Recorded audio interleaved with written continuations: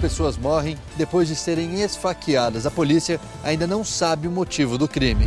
Polícia Rodoviária apreende 850 quilos de maconha em caminhão que trafegava pela Castelo Branco, em São Roque. Acidente na Raposo, em Sorocaba, envolve 2 caminhões e deixa uma vítima presa às ferragens. Vereador de Itapetininga, que preside a comissão processante que apura supostas denúncias contra a prefeitura, entra em contradição ao falar da denunciante. A busca pela qualidade de vida faz produtores de grãos bater recorde na safra. Bonecas de monstrinhos ganham o gosto das crianças e está na moda, custa caro para os pais. Olá, boa noite.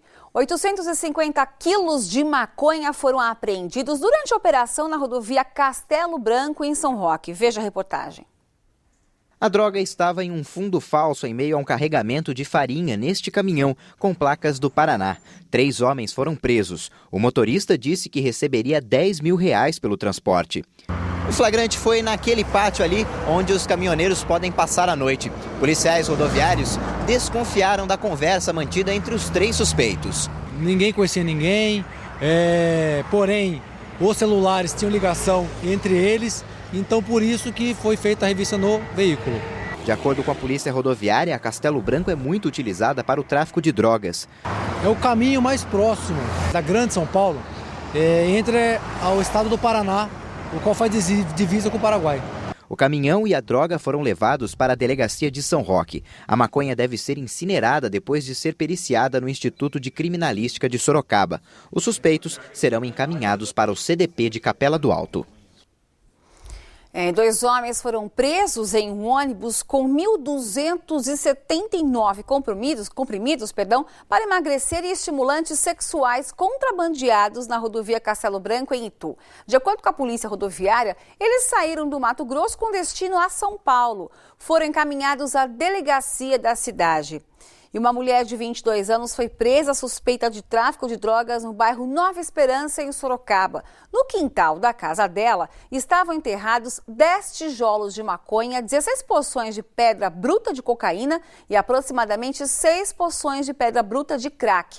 No número da casa, havia uma câmera escondida para monitorar a chegada de viaturas. A suspeita vai ser encaminhada à cadeia de Votorantim.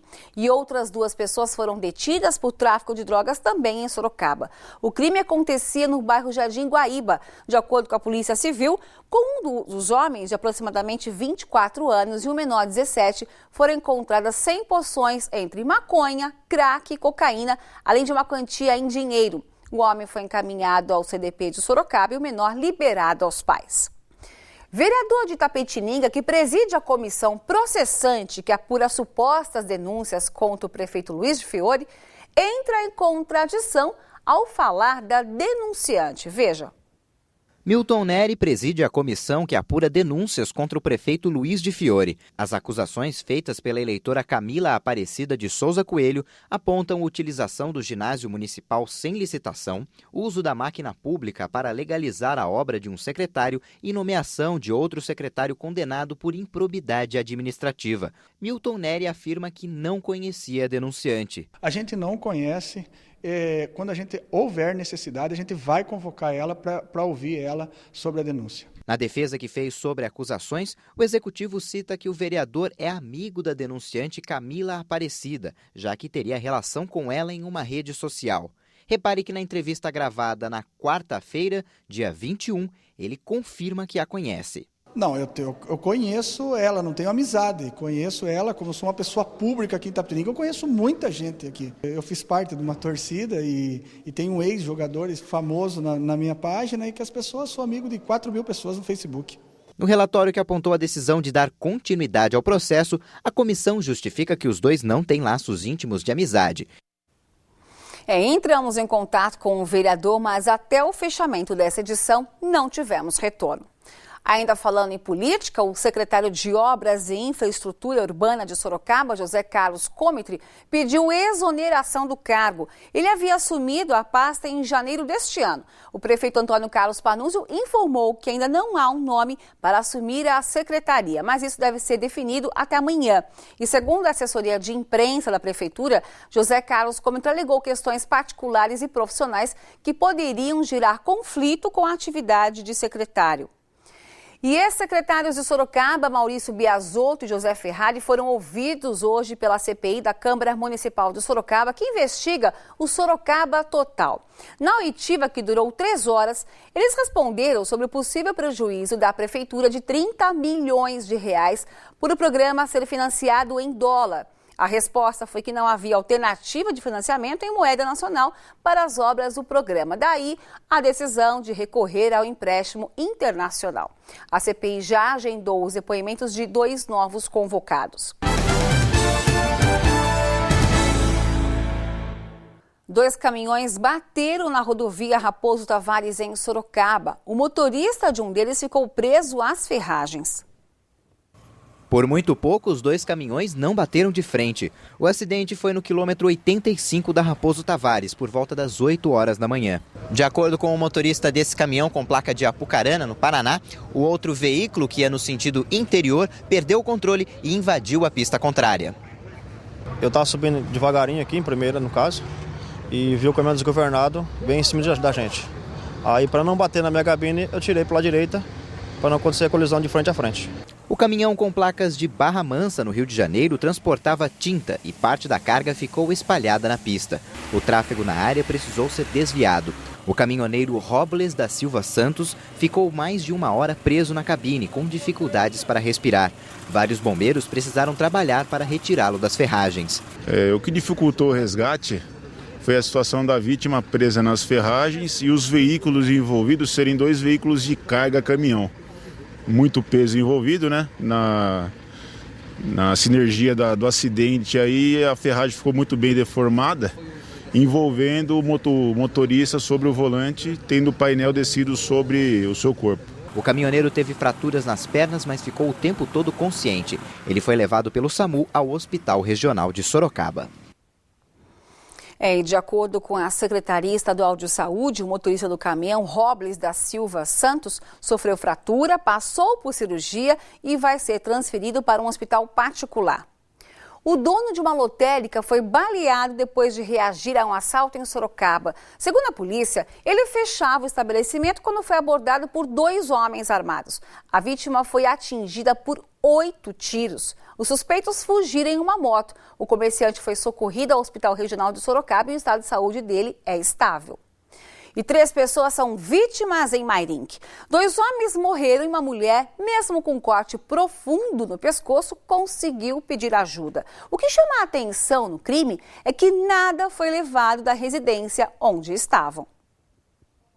A casa simples na zona rural de Mairinque foi o cenário da brutalidade. As imagens foram feitas já depois que a polícia havia deixado o local. José Carlos da Silva, de 46 anos, e José Luciano Pereira Souto, de 34, foram mortos a facadas. Nenhum dos 2 tinham passagens pela polícia. De acordo com testemunhas, um deles chegou a ser decapitado. Os 2 moravam juntos depois que Luciano se separou da ex-mulher há menos de 1 ano. O José, quando eu morava para esse lado, nós foi vizinho numa outra chácara lá em cima. Aí foi onde nós tivemos amizade de 8 anos. Aí depois que nós separou, ele veio morar junto para cá. A terceira vítima, a atual namorada de Luciano, de 24 anos, também foi atacada. Com um ferimento muito grave no pescoço, a garota conseguiu sair de casa, andar por aproximadamente 300 metros e ainda pedir ajuda para uma vizinha. Foi Dona Maria Zita quem prestou socorro à vítima. Foi ela também a primeira a chegar ao local do crime. Eu vi o Zé caído lá, estava de olho aberto. Falei, deve estar vivo, acabei de entrar. Entrei e olhei assim, chamei de novo, olhei, vi se ele estava respirando. Ele não estava respirando. Aí eu peguei, quando eu olhei para trás, eu vi o Luciano caído também, aquele monte de sangue. Eu só pus a mão na cabeça e saí correndo. A garota foi levada em estado grave ao Hospital Regional de Sorocaba. O cunhado de José Carlos desconfia o motivo do crime. Tem uma suspeita porque tem um sobrinho dele que arrumou muita confusão aqui, inclusive está preso, e talvez possa ser que vieram atrás dele. E não acharam ele, o que acharam dentro de casa foi o que pagou por ele. Essa é a linha de investigação que a polícia deve seguir, acerto de contas, já que aparentemente nenhum objeto foi levado da casa. A família espera a solução rápida do crime. Nós queremos saber, né? Porque até então nós não sabemos o que aconteceu. O culpado vai ter que aparecer. Eu sinto pelos meus filhos. A minha filha ficou assim, a pequenininha, meu pai morreu, mãe. Eu tive que falar que não, que tinha sido outra pessoa. Como que eu vou explicar para uma criança de 4 anos? Segundo a assessoria da Secretaria de Saúde, a vítima que foi encaminhada ao Hospital Regional passa por cirurgia neste momento. E apesar da violência mostrada, o número de homicídios na região de Sorocaba é o menor em 12 anos. Os dados foram divulgados pela Secretaria de Segurança Pública de São Paulo. Os homicídios na região de Sorocaba caíram 20% em julho e atingiram o menor patamar para o mês nos últimos 12 anos. Ao todo, foram 16 casos, 4 a menos do que em julho do ano passado. No acumulado, de janeiro a julho, a redução nos homicídios foi de 7,24%, com 152 casos.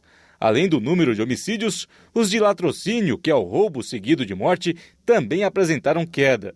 De janeiro a julho deste ano, foram registrados 8 casos, contra 10 no mesmo período de 2012. A safra brasileira no período 2012-2013 bateu recorde de produção de grãos. E de um ano para o outro, o plantio aumentou mais de 12%. E quem vende afirma que a procura pelos cereais também é cada vez maior. Todo mundo sabe o prato predileto do brasileiro, né? Arroz e feijão, né? Feijão, né? Feijão, arroz, essas coisas. Feijão normal, carioquinha, né? Isso é bom, mas não são apenas esses grãos que o pessoal gosta, não. Consumimos aveia, consumimos também a lentilha, o grão de bico. Nesta banca do Mercadão em Sorocaba, os alimentos integrais não param mais de ser vendidos e o movimento aumentou bastante. Uns 10 anos para trás, eu acredito que já triplicou a venda. Não tem jeito, os grãos já fazem parte do nosso cardápio e por isso a produção deles não para de subir. De acordo com a Companhia Nacional de Abastecimento, só neste ano a safra já chegou a 186,15 milhões de toneladas. E o mais legal disso, eles fazem muito bem para a nossa saúde. Essa nutricionista atendeu nosso convite e veio até a banca da Dona Tereza para falar sobre os principais grãos. A aveia, ela é um excelente alimento funcional. Funcional por quê? Porque ele ajuda em algum problema de saúde, redução de colesterol. A soja, ela é um alimento essencial, assim, muito bom, principalmente que tem muitas pessoas que não comem carne, então elas substituem pela soja, porque tem proteína. A quinoa é muito interessante para quem está com vontade de perder peso. Ela pode ser substituída até pelo arroz. Mas a profissional lembra que tem a quantidade certa para ser consumida. Você precisa de 6 porções por dia de grãos.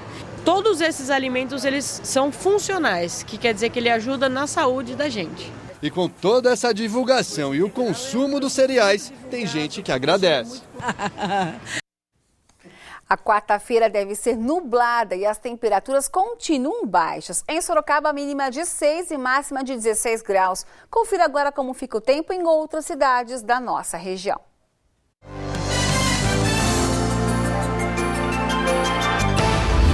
Salto tem mínima de 6 e máxima de 17 graus. Mesma previsão para Laranjal Paulista. Em Jundiaí, mínima de 7. Em Itapetininga, a máxima chega aos 15 graus. Durante o Noite Cidade, costumo divulgar nosso site e telefone para que você, telespectador, participe dos nossos telejornais. Desta vez, fui abordada por crianças em Sorocaba que não pediram, mandaram fazer uma reportagem sobre a moda de bonecas. Meninas, o pedido foi atendido. Vejam.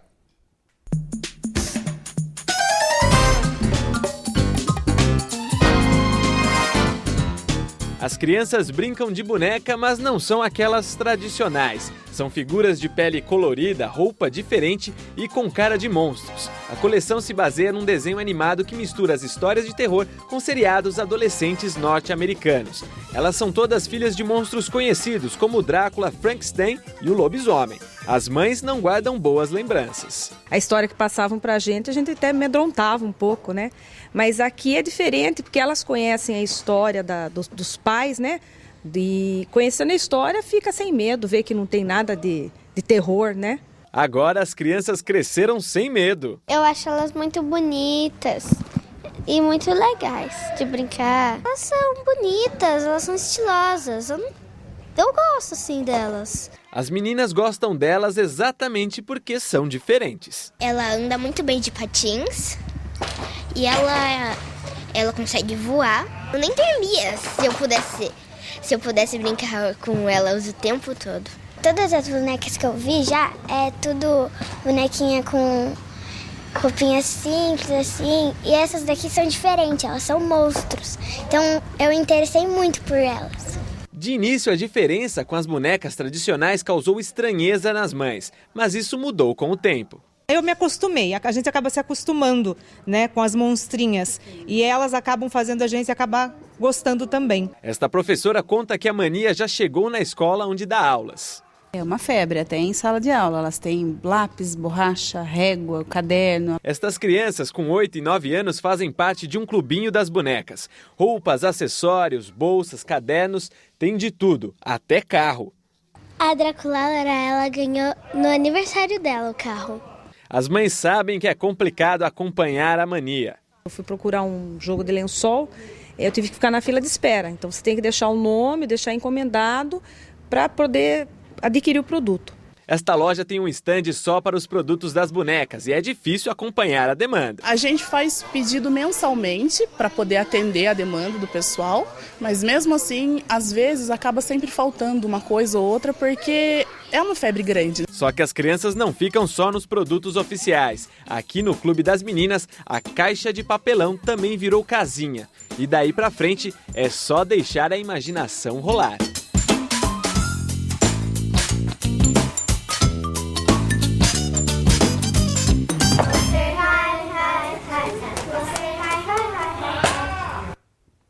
Espero que tenham gostado da reportagem. O Noticidade termina assim. Assim como as meninas, envie sugestões de reportagens para o nosso site tvsorocaba.com.br. Vou repetir, tvsorocaba.com.br ou pelo telefone 15 3238 8804. 3238 8804.